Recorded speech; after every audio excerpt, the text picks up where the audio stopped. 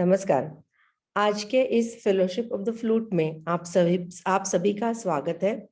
आज का हमारा टॉपिक है ओ माय गॉड वायरस।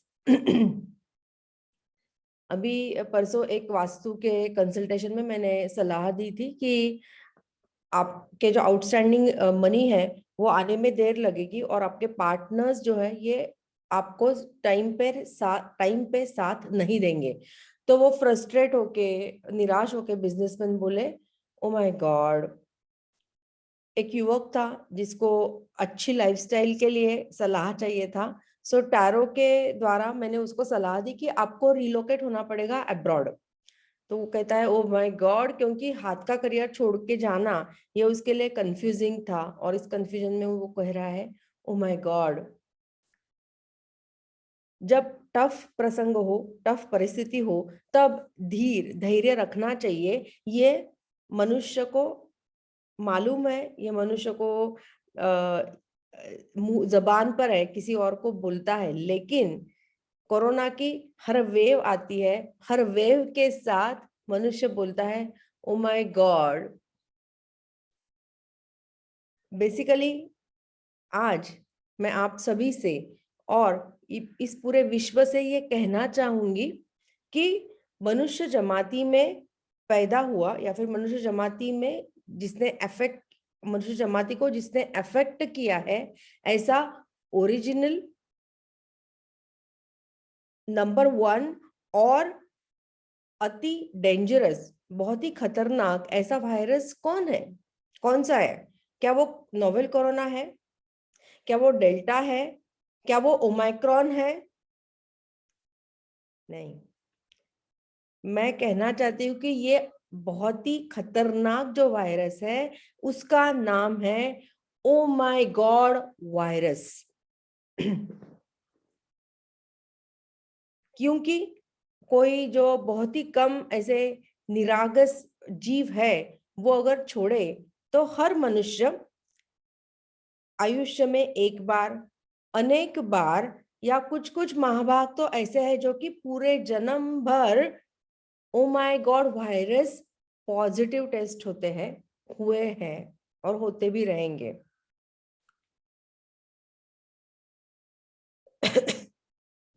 ऐसे लोग जब भी कोई टफ प्रसंग आएगा, कोई भी कठिन काल आएगा, कठिन परिस्थिति आएगी, तब कहते हैं ओ माय गॉड, और कितनी परीक्षा लोगे, अभी मुझसे सहन नहीं होता है। सबसे पहले तो जो व्यक्ति ऐसे कहता है वो सहन नहीं करता है, बिल्कुल भी सहन नहीं करता है वो।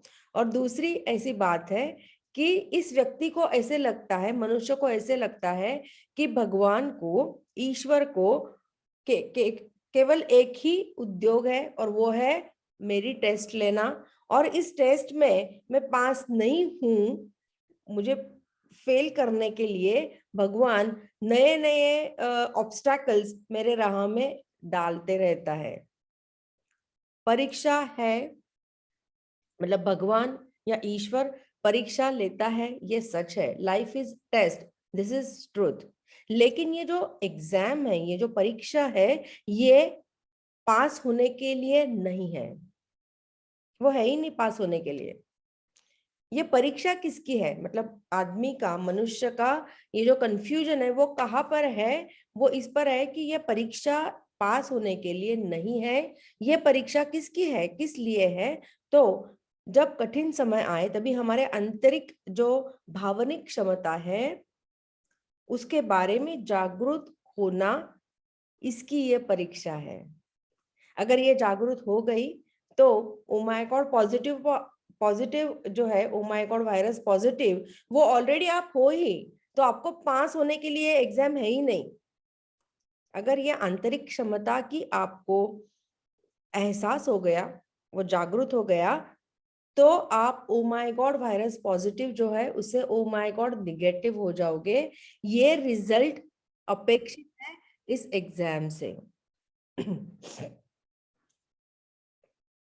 देखिए, अगर मनुष्य के शरीर पर कोई जीवाणु या विषाणु ये हमला करते हैं, मतलब इन्फेक्शन होता है, बैक्टीरियल या फिर वायरल इन्फेक्शन होता है, तभी मनुष्य के अंदर की आंतरिक जो हीलिंग पावर है वो जागृत होती है और इन्फेक्शन से मनुष्य को बाहर निकालती है। उसी प्रकार जब परिस्थिति टफ होती है, जब काल कठिन होता है, तब मनुष्य के अंदर की जो आंतरिक भावनिक क्षमता है वो जागृत होती है और मनुष्य को इस टफ प्रसंग से, इस कठिन काल से निकालती है, पार करवाती है। मतलब ये कठिन प्रसंग से मनुष्य बाहर भी आता है और स्ट्रेस या डिस्ट्रेस उसे नहीं होता है। सो जो आंतरिक हीलिंग पावर है वो है प्रतिकार शक्ति, और ये आंतरिक भावनिक क्षमता जो है वो है सहन शक्ति। प्रतिकार शक्ति और सहन शक्ति ये जो है ये दोनों आंतरिक है, मतलब ये बाय बर्थ है, ये कृष्णा ने ऑलरेडी हमें प्रदान की हुई है।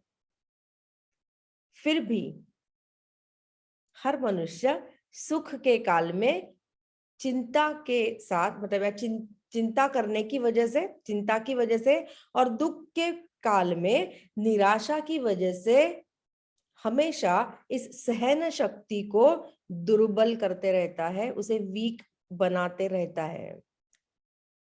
मतलब देखिए, जब कठिन काल है तब मनुष्य क्या करता है?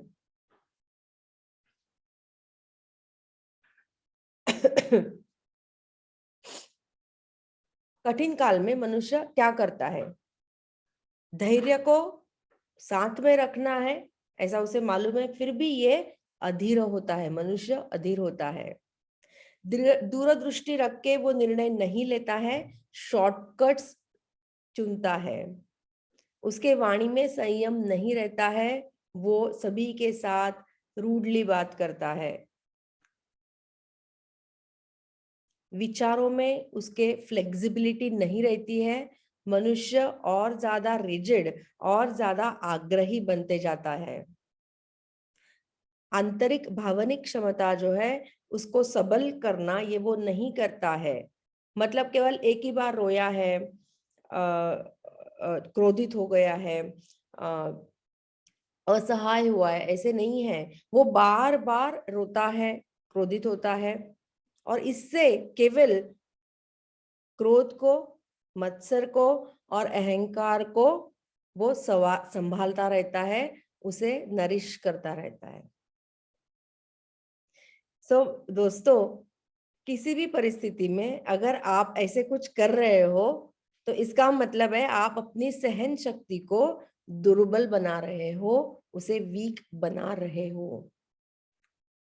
और इसीलिए मैं कहती हूँ कि कोरोना पॉजिटिव, हम बोलते हैं कि ये लक्षण है, आपकी प्रतिकार शक्ति अगर वीक है तो आपको कोरोना हो सकता है, ओमाइक्रॉन इन्फेक्शन हो सकता है, और इसके ये लक्षण है, जैसे कि फीवर आना, सर में दर्द है वगैरह वगैरह। अगर आपकी सहन शक्ति दुर्बल है तो ओ माय गॉड वायरस पॉजिटिव होना ये ज्यादा पॉसिबल है। और इसीलिए ओ माय गॉड वायरस पॉजिटिव होने के लक्षण क्या है?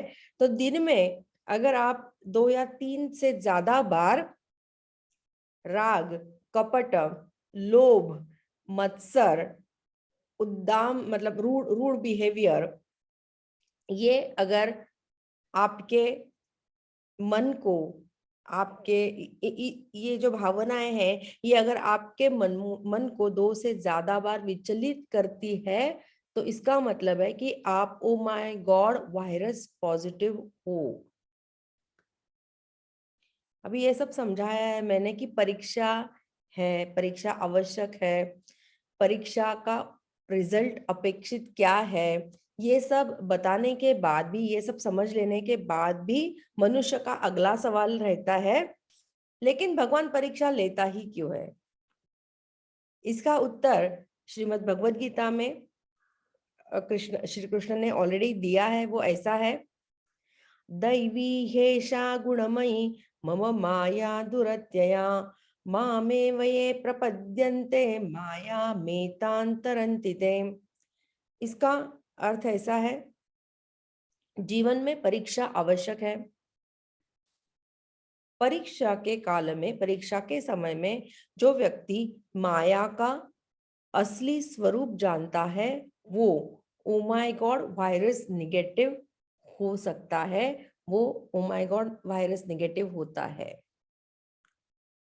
माया मतलब हम हमेशा ये शब्द को यूज करते हैं कि माया में मनुष्य जो है ये टैंगल हो गया है, एंटैंगल हो गया है।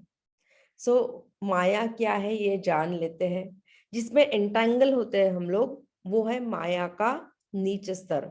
मतलब माया के दो स्तर है, दो लेयर्स है। उसका नीचे जो लेयर है, जो लोअर लेयर है, वो है, या नीचे स्तर का जो लेवल है वो है सुख और सुख के सभी साधन। ओके, माया के नीचे स्तर में क्या होता है? सुख और सुख के साधन मतलब क्या है? आपके पास घर है, व्हीकल है, संपत्ति है, प्रतिष्ठा है, स्थिरता है, इत्यादि इत्यादि इत्यादि। ये जो नीचे स्तर है, इसमें सुख के पीछे व्यक्ति इतना पीछे भागता है, इसलिए हम बोलते हैं कि मनुष्य इसमें एंटैंगल हो गया। सो अगर देखेंगे आप तो माया की वजह से सुख है, माया के नीचे स्तर की वजह से सुख है, और सुख से ही दुख है, सुख की वजह से ही यातनाएं हैं, सुख की वजह से ही डिलेज है, सुख से ही डिस्ट्रक्शन है, सुख से ही फ्रस्ट्रेशन है, और सुख से ही निराशा है, सुख से ही अपेक्षा भंग है। मतलब जब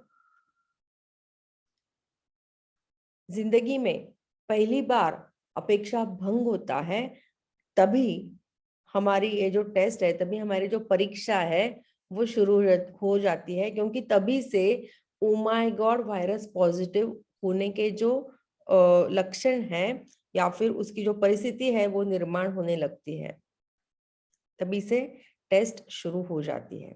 लेकिन दुख के काल में ही हमारे अंदर जो भावनिक क्षमता है, हमारे अंदर जो सहन शक्ति है, इसके बारे में सतर्क होना, इसके बारे में जागरूक होना, ये भी पॉसिबल है। और जो मनुष्य इसके बारे में जागरूक होता है, इसके बारे में सतर्क हो जाता है, वो माया के उच्च स्तर में पहुंचता है। और ये जो स्तर है माया का, उसे कहते हैं शांति या फिर ध्यान। हम हमेशा ये शब्द यूज करते हैं सुख शांति। तो सुख जो है ये है माया का नीचे स्तर, शांति जो है ये है माया का उच्च स्तर। शांति या फिर ध्यान ये है माया का उच्च स्तर। और अगर ध्यान करने लगे कोई, तो माया के जो दो स्तर है उसके ऊपर जो परमेश्वर की प्राप्ति होना या फिर ब्रह्मांड के साथ एक रूप होना, ये व्यक्ति कर सकती है। देखिए, माया के नीच स्तर में मतलब सुख के स्तर में क्या होता है, तो चैतन्य नहीं है ये गृहीतक मान के मनुष्य की बुद्धि एनालिसिस करती है स्थूल चीजों का या सभी पदार्थों का। और सुखों में, उसमें से जो हमने साधन प्राप्त किए है, उसका उपभोग लेने में ही वो अपना जीवन व्यतीत करता है। जब व्यक्ति माया के उच्च स्तर पे जाता है, जब ध्यान करता है, तब मनुष्य की बुद्धि जो है ये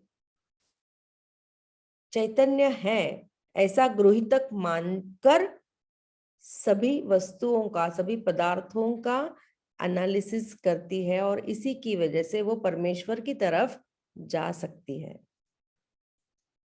सो बेसिकली हमने देखा है कि माया से सुख है, सुख से यातनाएं हैं, लेकिन यातनाओं में से ही खुद को जानना मतलब ध्यान करना ये पॉसिबल है। इसीलिए मैं कहती हूँ माया आवश्यक है और परीक्षा भी आवश्यक है। क्योंकि परीक्षा के समय में ही कोई सत्य जो है, जो इम्पोर्टेंट और सिग्निफिकेंट सत्य है इस जीवन के, ये इसका एहसास होना ये पॉसिबल है। ऐसे कौन से सत्य है जिनका एहसास होना इम्पोर्टेंट है, जरूरी है? तो सबसे पहले कि जो भी कर्म मैं कर रहा हूँ, कर्म करना एफर्ट्स लगाना ये मेरा कर्तव्य है, लेकिन रिवॉर्ड्स जो है उसके, इस पर मेरा नियंत्रण नहीं है। And that is when you can start losing control. मुझे नियंत्रण से दूर रहना है, ये मनुष्य जान पाता है। दूसरा सत्य ऐसा आता है कि मेरे जीवन का उद्देश्य औरों का उद्धार करना नहीं, खुद का उद्धार करना है। And that is when you stop expecting others to change. तीसरा सच जो हम जान सकते हैं, मनुष्य जान सकता है, वो ऐसा है कि जब टफ परिस्थिति हो, जब कठिन काल हो, तभी मेरे अंदर की भावनिक क्षमता को अगर सबल करती हूं मैं, या फिर सबल करने से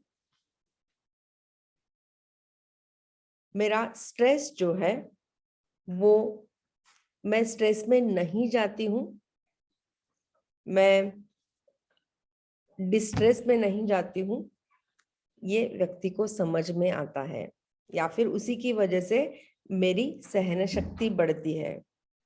इसीलिए हम लोग परिस्थिति जो है वो पार करते हुए स्ट्रेस में डिस्ट्रेस में नहीं जाते हैं। और चौथी बात जो समझ में आती है वो ऐसी है कि जब काल विपरीत हो, जब काल कठिन हो, तब अगर मन में या फिर विचारों में विश्वास है तो हमारा मन स्थिर रहता है। और अगर मन स्थिर है तभी व्यक्ति विलिंगली, कभी भी, एट विल, किसी भी क्षण सकारात्मक विचारों को उत्पन्न करना ये कर सकती है। सकारात्मक विचार उत्पन्न करना ये मेरे हाथ में है, ये समझ में आता है। ये जो सत्य है, इनको जानने का प्रयत्न करना, प्रयास करना, यह है ध्यान। और जो व्यक्ति हमेशा कॉन्स्टेंटली ध्यान करता है वो होता है साधक। और ऐसा साधक ये जानता है कि माया आवश्यक है, परीक्षा आवश्यक है, और इसीलिए जितने भी आह्वान हैं उन्हें वो पूरी समर्थता के साथ, पूरे शक्ति के साथ उनका स्वीकार करता है, वो पलायन नहीं करता है। हर सिचुएशन में से वो रास्ता निकालता है, लेकिन स्ट्रेस में नहीं जाता है, डिस्ट्रेस में नहीं जाता है, स्ट्रेस फ्री रह सकता है। और ऐसा ही व्यक्ति जो साधक है, ऐसा ही व्यक्ति परीक्षा के शुरुआत में वो ओ माय गॉड निगेटिव होता है, लेकिन धीरे धीरे वो ऐसा कहने लगता है कि भगवान, ओ लॉर्ड, मतलब वो कहता है ओ माय गॉड वायरस पॉजिटिव है वो, सो कहता है वो ओ माय गॉड। लेकिन धीरे धीरे वो कहने लगता है कि oh my lord, you are my saviour, you are the only saviour. So आप सभी साधक हो, इसीलिए हम सब लोग साथ में कहते हैं, सेवियर का गजर करते हैं, जय जय राम कृष्ण हरि, जय जय राम कृष्ण हरि, जय जय राम कृष्ण हरि।